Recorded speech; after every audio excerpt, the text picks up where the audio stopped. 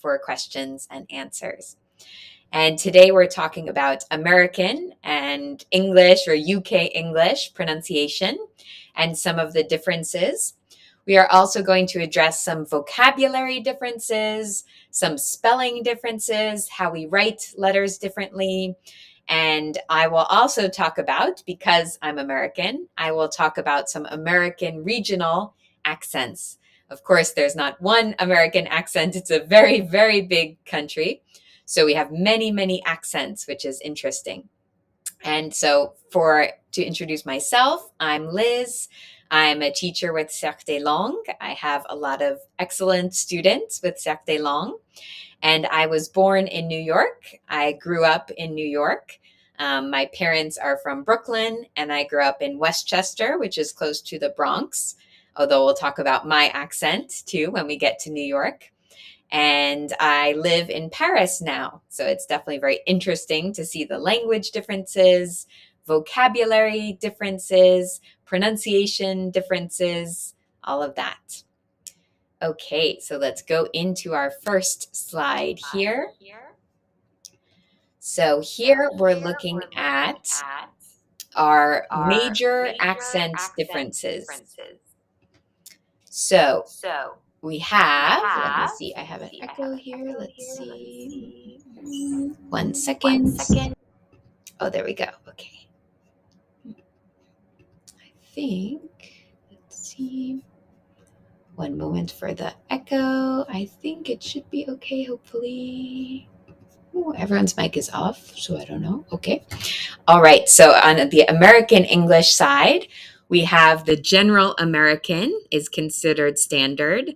Of course, as I said, America has many, many accents: East Coast, West Coast, Northern, Southern, Chicago, Philly, New York, Boston. But here we will look at the standard American. So we have a rhotic R, and that means if you're American, you pronounce the R at the end of words. So for example, we see these words here. So we see car, we hear the R. For me, it's normal. The R is there. I pronounce it. I'm American. Car, her, humor, doctor. So for me, it's of course normal to pronounce the R at the end of words. But we see on the other side, it's different. So in British English, we will use received pronunciation called RP as the standard. Of course, in the UK and just in England, but in the UK too and around the world, there's many accents. Here we'll talk about received pronunciation. It's different because the R at the end of the words, a lot of people do not pronounce it. So here they will say ka, he, humor, doctor. So the R at the end of the word, you don't hear it. So that's the difference between the British and the American. Next, we have words like can't and dance. So for me, in my American accent, I say those words as I just said them. I can't do my homework. I'm too busy. I can't. Or I like to dance. So we hear the an sound. It's an A, so we pronounce it an. Can't dance. But in the UK, some people actually pronounce it like on. So it's not pronounced like it's written. It's pronounced like the word on, like can't and dance. But that depends on the accent. But it's one difference, the A sound. And in American English, the last point, we have something really interesting. For me, it's normal and natural. For some people, it's not normal. So a T sound in the middle of words or the middle of expressions can become like a D. So we don't say a t, t, t, t. We say d in the middle of the word. For us, it's a very soft T, but it really sounds like a D. So I don't say water. I say water. That's kind of a D sound in the American pronunciation. And instead of saying got it, sounds very formal to me, so it doesn't sound natural. I say got it, I understand. I got it.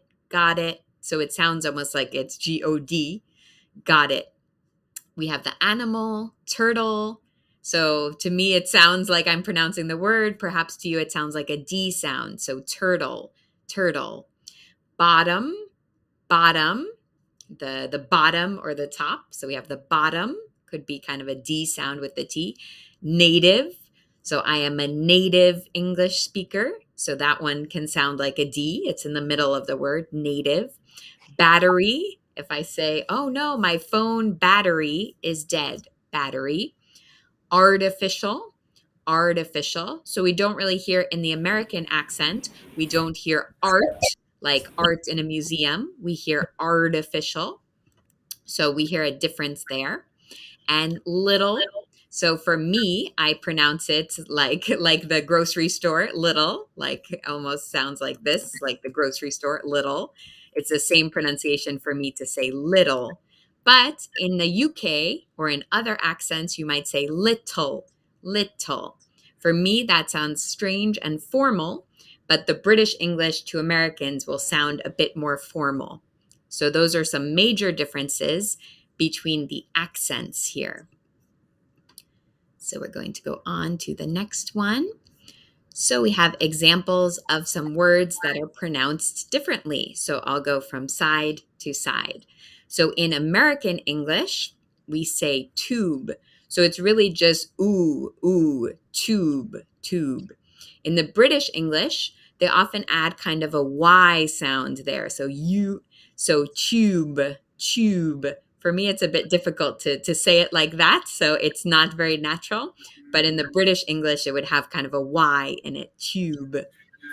On the left, we have schedule. So for me, I say schedule.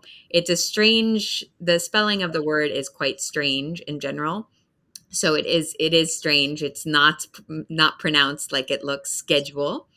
And on the other side, they also do not pronounce like the spelling, but many British English speakers will say schedule, sh. So they say sh, I say sk, sk. So that's the difference.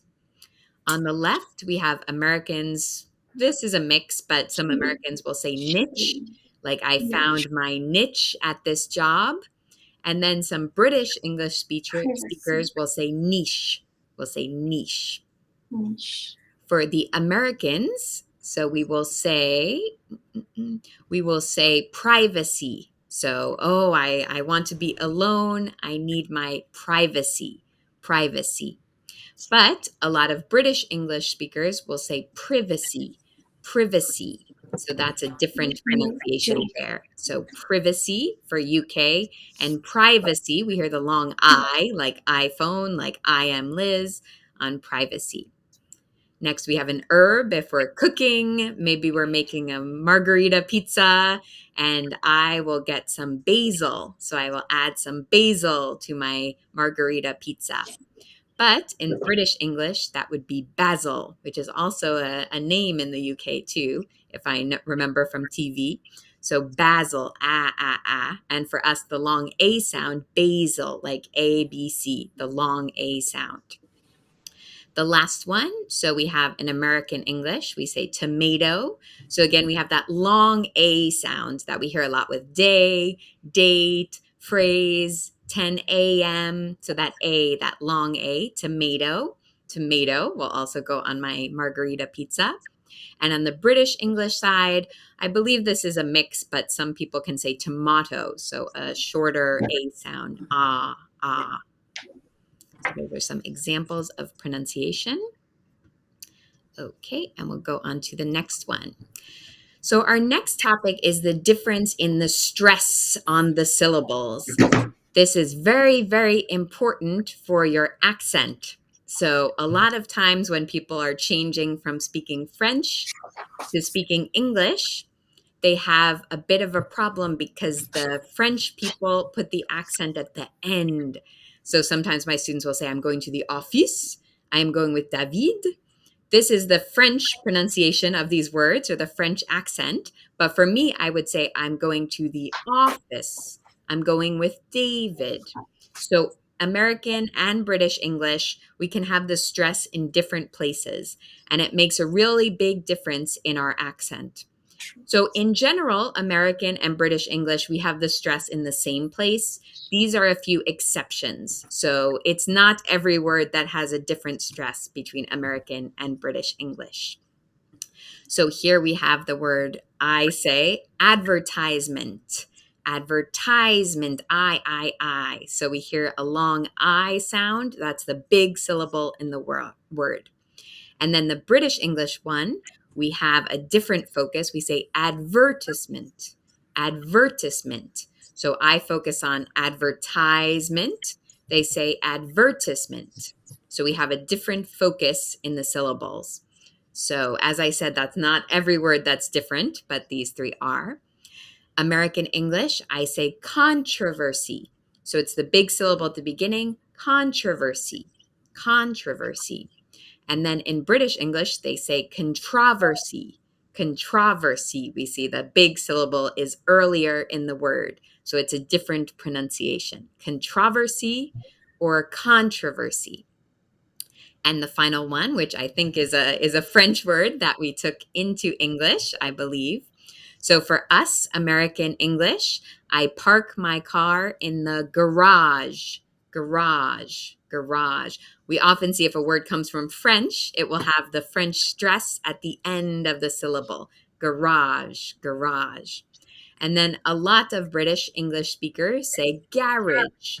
So it's a different sound. I say we can see and they say ah, so garage, garage. So this is a different stress. On to our next topic. Okay, so we won't go over all of these, but this is just for reference and it's from Wikipedia, so it's easy to find. So we have the spelling chart for some of the different English-speaking countries. And it is interesting because you can see, especially Canada, is a mix. It's often a mix of US spelling and UK spelling because they were in the UK Commonwealth. So we have a mix there especially. And Australia is a little bit of a mix, but there's some differences between UK and US. But again, the majority of words are spelled and pronounced the same. And in general, we use the same vocabulary. So we do understand each other. We definitely understand each other. And even if someone writes an email with UK spelling or they use UK vocabulary with me, I understand what they're asking for.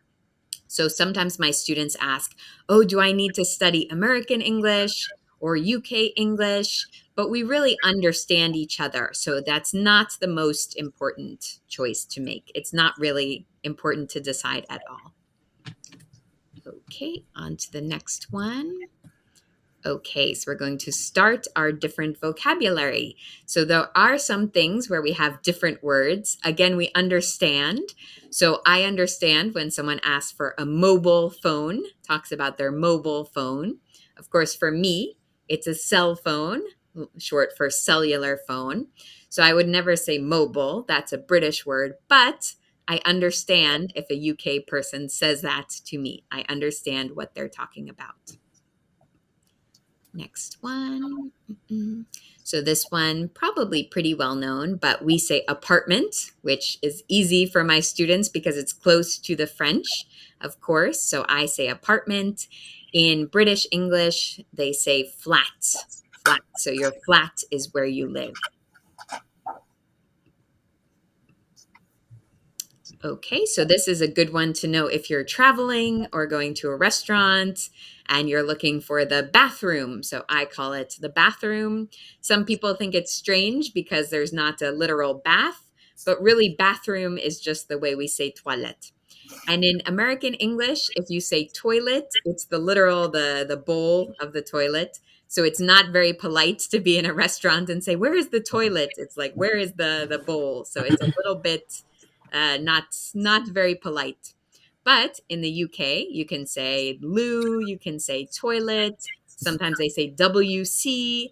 So they have these options that are a bit different. So in US, I would ask for the bathroom. But if someone asks for the toilet in an American restaurant, especially if they're not from the US, it's completely fine. We understand and we don't think it's offensive. It's just a little bit more more crude, I guess, not quite as nice. Okay, our next one. So we do have a lot of differences with food vocabulary. I think that's a big category, food and clothes. We have a lot of differences. Of course, we understand, but because we have different food in our countries, it's natural that we have different vocabulary.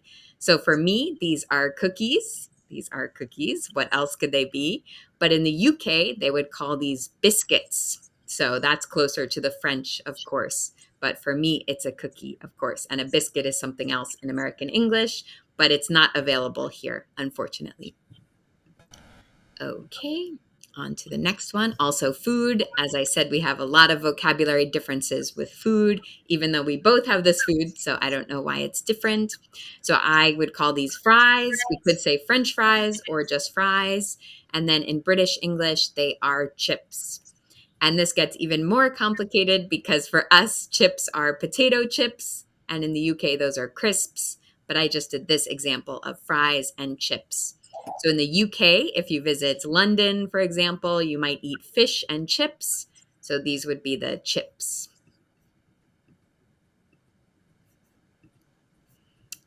Okay, so food is a big category of difference between our vocabulary, and also clothing. Clothes are sometimes different too. And again, we understand the vocabulary, but we use different words. So for me, these are pants. These men are wearing shirts and pants. And in British English, these would be trousers. So we hear that ow sound, like out, like cowboy, a sound that a few of my students, they do have problems pronouncing this sound, so it's a good one to practice. Out, sound, cowboy, brownie. I hear sometimes people will say trousers or cowboy, and that's not the same sound. It's trousers. So this is a good word to practice if you want to use some British English to talk about fashion. Next different. So again, clothes here. So for me, these are sweaters. And in UK English, these would be jumpers. For me, a jumper is something else. It would be a salopette in French. But I would understand by context if someone's saying this. Okay, so another one. So for me, these are TV shows. So TV shows. And in British English, you say series, which is more close to the French. Sometimes the British is closer to the French because you guys are close together. So in this case, that's true. And the next one too, because for me, this is a movie. These are movies. I think they're Marvel movies. So that comes from the old word moving picture, but now we say movie. And in British English, that would be film. You do sometimes hear Americans use film if it's a very artistic film, if it's like maybe like Michel Gondry or something, maybe more classy. But a Marvel movie is a movie. So in general, we use movie in the US. And then connected to this as well on the same subject. So for me, this is the movie theater, where you go to see a movie at the movie theater, and British English, cinema. So again, we do see a lot of British English is closer to French, so maybe it's easier for you to remember. Okay, so maybe we can have people type into the chat. We're going to do a few quick quiz questions to see if you've been listening. So if you want to look at this sentence, well, I'll read it, and you can type your answer into the chat. Is this American English or UK? So I'm looking for an apartment with 2 bathrooms. Yes, excellent, Christine. So perfect. Yeah, Geraldine as well. Good, very good. So in the US, we say apartment. And I guess bathrooms we could have in a UK apartment because you do have a literal bath, but yeah, you might say toilets. Okay, next one. It's cold in the cinema, so bring your jumper when we go see the film, if you want to type in this one. Yes, so UK. Yes, UK. So the cinema, the jumper, and the film. That's in the UK. Next one. Biscuits and chips are not healthy. So this one, we do have chips. Yes, exactly. Very good job. So UK. I mean, we do have chips, and we actually have another kind of thing that's called biscuits in US, but from our presentation, that's correct. Exactly. And the next one, so quiz number 4, that actress is in a lot of movies and TV shows. So US, yeah, yeah. And you can kind of hear my D sound. She's in a lot of movies and TV shows. So that's my accent where the T will become a D sound. Okay, I thought it would also be interesting, because I know this much better, to look at the regional accents in the US. We have a very, very big country with many, many different accents, which is very interesting. So we're going to look at a few, not all of them, so I cannot possibly discuss all the accents, but we'll look at a few. So the first one, so if you've ever heard President Kennedy speak, you can look on YouTube. He's very handsome and a good speaker. His accent is, it's not my favorite accent. I do like him as a president, but he has a very flat Boston accent, Boston. So the classic joke line to say in Boston is, pack the car and have it yan. So you can hear it. It's not the most pleasant sound for me, but it's kind of a flat A, and he's going to drop the R. So a lot of people in Boston don't really pronounce the R like we've seen in other accents. So we're going to go on to the next one. So of course, this is my hometown. I don't really have this accent because I grew up outside of New York City. So I have a different accent. My mother has this Brooklyn accent. So I feel at home with the New York accent. Again, we have an R. That's not a very clear R. I say New York, but my mother says New York, walk. So it's a AW kind of sound. And this is a famous sign we have in Brooklyn. They say, forget about it, forget about it. So we see that D sound instead of T. What they're saying is forget about it. But we put a D and we smush it together, forget about it. So it's a very New York phrase. And then if you've seen this movie, Midnight Cowboy, you have Dustin Hoffman who bangs on the car and he says, hey, I'm walking here. So we can often have kind of an aggressive pronunciation in New York. New Yorkers are aggressive. And you have a O sound in there. It's not considered a very beautiful accent, but it depends on your taste. So this is probably considered the most beautiful accent, or the most sexy accent, or the most welcoming accent from the South. So when we talk about the South in the US, we generally talk about the Southeast. So Louisiana, Mississippi, Alabama, Georgia would have this accent. So they say things like, bless your heart. It's very soft. Y'all come back now, you hear? They say the word y'all is you all. But they say y'all is kind of like a vous, I guess, for multiple people, you all, y'all. And it's very nice, soft. They speak much slower than people in the North. They have a more relaxed tone. So people prefer this accent. And then we have, if anyone has seen this movie, Fargo, we hear a very flat Midwestern accent from the northern Midwest of the US. This is a character, I would call her Marge. She would call herself Marge. So we hear a very flat A in this flat northern part of the country. And this is, apparently it's a connection with people who came from Scandinavia, from Sweden, Norway. I'm not too sure, but we have a very flat sound. The A and the O are very particular. And here she says, don't you know, don't you know? And we hear Minnesota, North Dakota, South Dakota, O. So it's a unique O. For me, it's different. I just say O. They say O. So it's kind of a cute accent, unique. And then this one, if you've seen the movie Clueless, they are the famous Valley Girls. So a lot of people think all Americans talk like this. Some people do, but this is from the Valley, which is a neighborhood in Los Angeles. And they have a lot of phrases they say. They have a certain tone. Oh my God, totally. It's like whatever. Oh my God. So it's kind of a specific tone of speaking and some phrases that are maybe originated in this area, maybe have been captured on film in this area. Okay, and here we have some recommendations. So we have some international TV shows to watch with different accents. We have Sherlock, if you know, so that's a English accent. I think Benedict Cumberbatch has a pretty posh, high-class English accent, I believe. Australian accent in a science fiction show. We can hear a Canadian accent in this show. I think it's about a ranch and horses. The Good Place has some different American accents.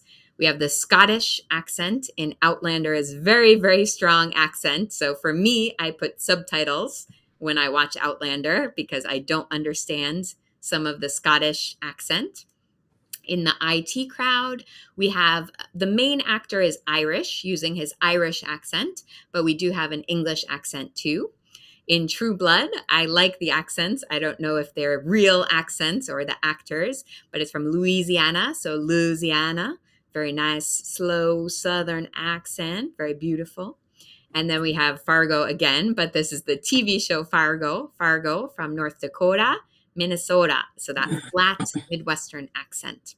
So those are some of the recommendations to hear different accents. Maybe one is easier or harder to understand for you. Okay, so thank you for that. Thank you for listening. And if anyone has any questions, maybe you can just put questions in the chat if you have any questions. We have about a couple minutes left if anyone has any questions about accents.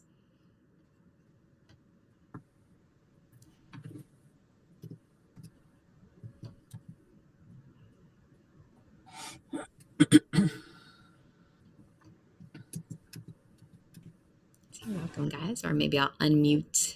Let's see. Unmute some people. If you want to say something out loud, you can.